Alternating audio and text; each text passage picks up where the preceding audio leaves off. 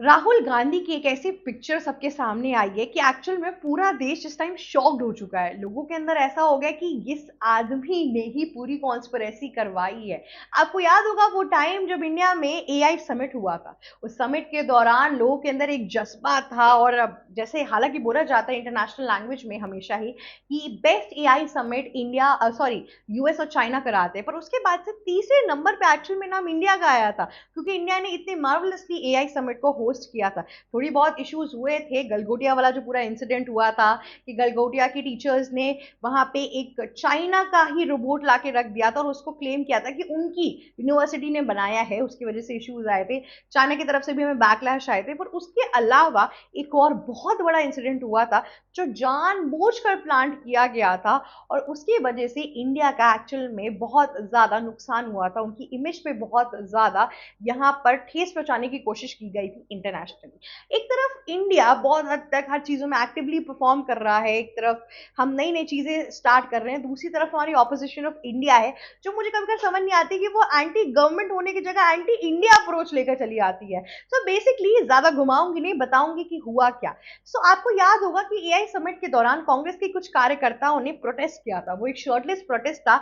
बहुत से लड़के नंगे होके आए थे, उन्होंने ऊपर शर्ट नहीं पहनी थी, और उन्होंने मोदी के लिए हाहाकार मचाया था। एआई समिट के अंदर आए थे और बहुत एग्रेसिवली वो प्रोटेस्ट कर रहे थे। उसके बाद से उन लोगों को गिरफ्तार किया गया था, और आज राहुल गांधी के साथ उनकी तस्वीरें आई हैं। सबसे पहले ये तस्वीर आई तो लोग कंफ्यूज हो गए कि ये तस्वीर है किनके साथ। फिर उनको पता चला जब नीचे हमने हैशटैग देखा कि तानाशाही के खिलाफ जंग जारी रही रहेगी, तो इससे पता चल रहा है कि तानाशाह एक्चुअल में है कौन और किस हिसाब से चीजें चल रही है।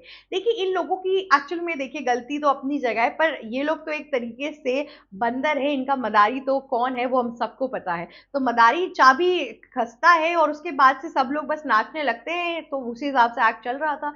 इस फोटो के बाद से लोगों के अंदर बहुत ज्यादा आक्रोश आया है कि आप इन लोगों के साथ क्यों बैठे हुए हैं। इसका मतलब आपने सब कुछ वेल प्लांटेड वे में रखा था वहां पे। और तो और यहाँ पे इतना ही नहीं, अब आप एक चीज और समझिए कि यही दिन जब बंगाल के अंदर, तमिलनाडु के अंदर इलेक्शन चल रहा है, तब यही दिन क्यों चूज किया गया है इस पूरी पिक्चर को पोस्ट करने का।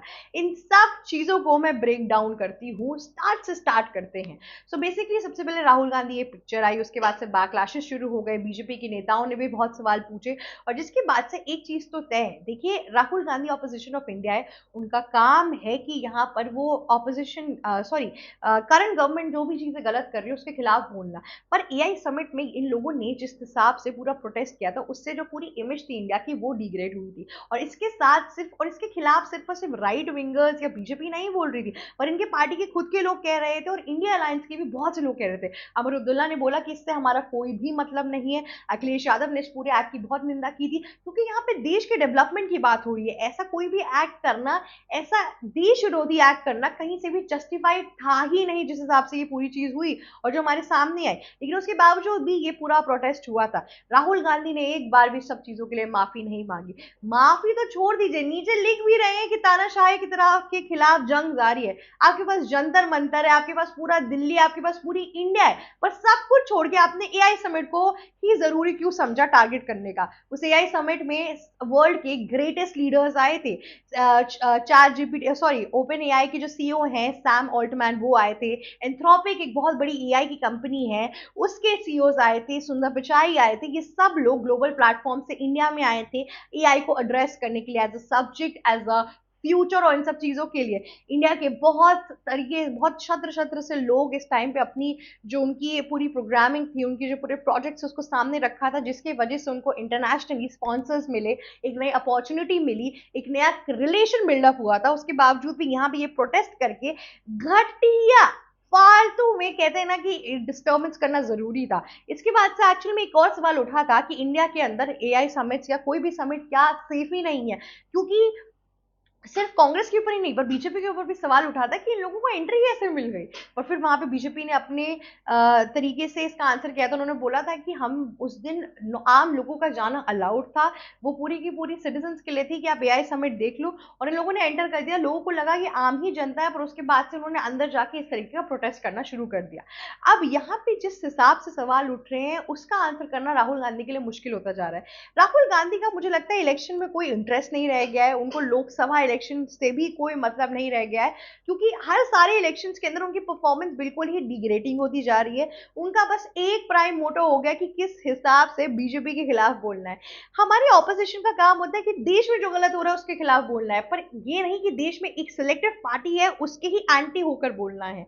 और राहुल गांधी का ये जो पूरा एआई समिट के जितने भी ये प्रोटेस्टर्स इनके साथ ये वीडियो आना, ये कोई पहली बार तो ऐसा है नहीं। इसके पहले भी सिटिंग प्राइम मिनिस्टर को कांग्रेस के जो प्रेसिडेंट है मल्लिकार्जुन खड़गे, उन्होंने वहां पर जाके आतंकवादी बोल दिया।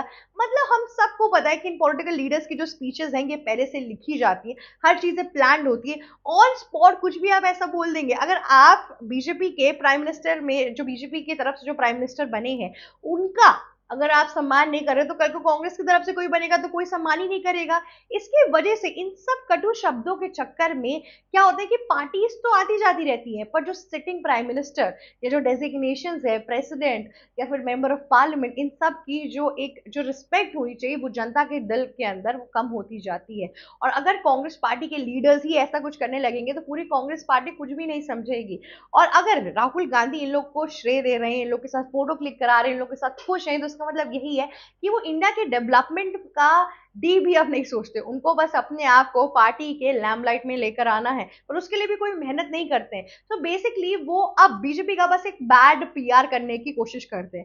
इनफैक्ट अगर आप इस पूरे टाइम में देखेंगे तो आपको समझ में आएगा कि पूरे के पूरे इलेक्शन के अंदर भी बीजेपी का फालतू में बैड पीआर किया है पूरे कांग्रेस ने, हर जगह पे। तमिलनाडु के अंदर बीजेपी का कोई वर्चस्व नहीं है, उसके बावजूद भी टीवी के विजय थालापति ज्यादा रेलिवेंट ओपोनेंट साबित होंगे यहाँ पे डीएमके के, उसके बावजूद भी इनका पूरा ध्यान बीजेपी के ऊपर है कि बीजेपी ने एआईडीएमके को कॉम्प्रोमाइज कर दिया है, ये वो। तो ये लोग सिर्फ और सिर्फ बीजेपी का एक बैड पीआर करते हैं और उसकी वजह से बीजेपी और छाने लगती है।